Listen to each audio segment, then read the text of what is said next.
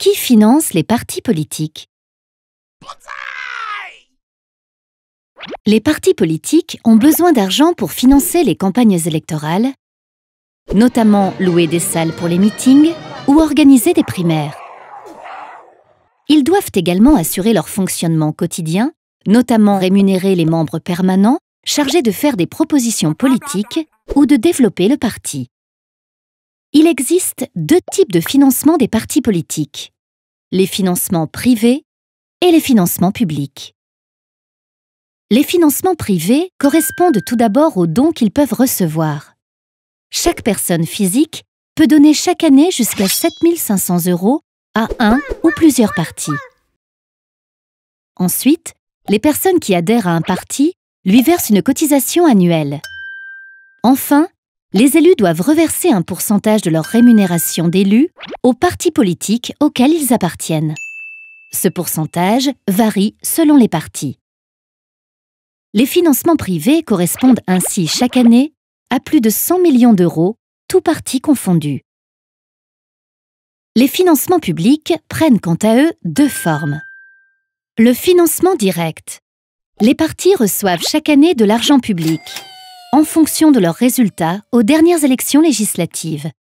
Depuis 2017, La République En Marche reçoit ainsi plus de 10 millions d'euros par an et la France Insoumise plus de 3,7 millions.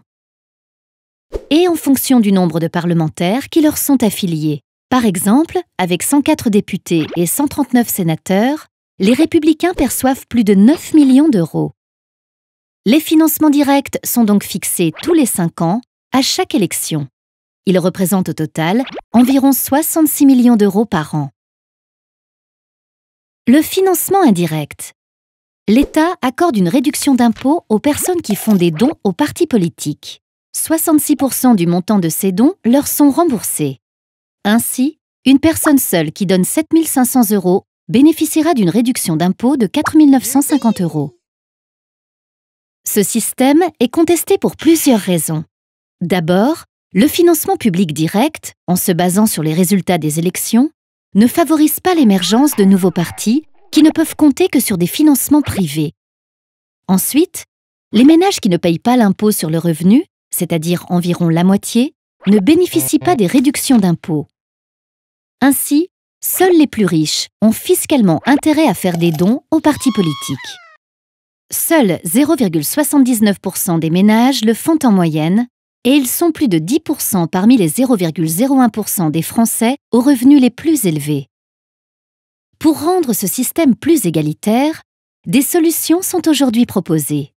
Certains proposent par exemple de fixer à 200 € le plafond de dons par personne et par an.